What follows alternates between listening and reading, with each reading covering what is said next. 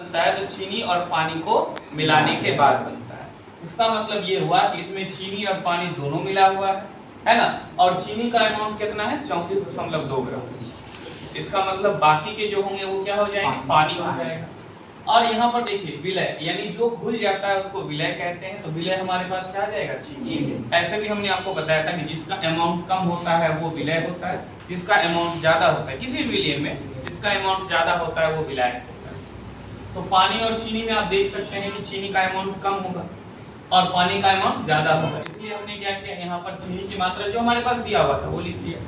विलयन की मात्रा जो पूरे विलयन की मात्रा दी गई, कहीं कहीं इसकी जगह घोल भी लिखा होगा, परेशान नहीं होना चाहिए, ठीक है। उसकी मात्रा कितनी हो गई 234.2 ग्राम।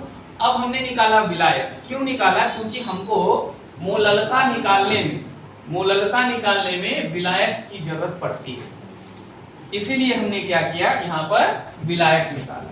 और विलायक की मात्रा जो होगी वो विलयन की मात्रा माइनस विलय की मात्रा, यानी जितना विलयन है उसमें विलय को घटा देंगे तो क्या निकल जाएगा, विलायक निकल जाएगा। तो 234 था उसमें 34.2 घटा दें कितना आ जाएगा, 200 ग्राम आ जाएगा। अब हम निकाल रहे हैं चीनी का द्रव्यमान। क्यों निकाल रहे हैं, क्योंकि हमको इसका मोल निकालना है।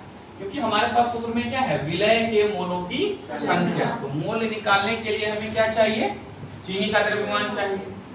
और चीनी का द्रव्यमान कितना निकल कर गया है 342 ग्राम आ गया ना।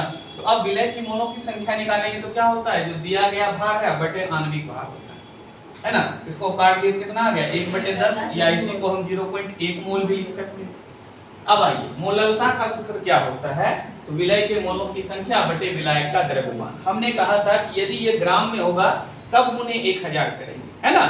ग्राम में होगा तो गुने 1000 करना है। तो यहाँ देखिए विलय के मोलों की संख्या क्या निकला है 1/10 और टोटल विलय का द्रव्यमान कितना दिया गया है 200 ग्राम। कितना दिया गया है 200 ग्राम। अब देखिए यहाँ 1000 गुना में था, ये 0 ये 0 ये 0 1 0 1 0 1 0 यानी 3 0 के साथ खत्म। बचा क्या 1/2 भाग देते हैं तो 0.5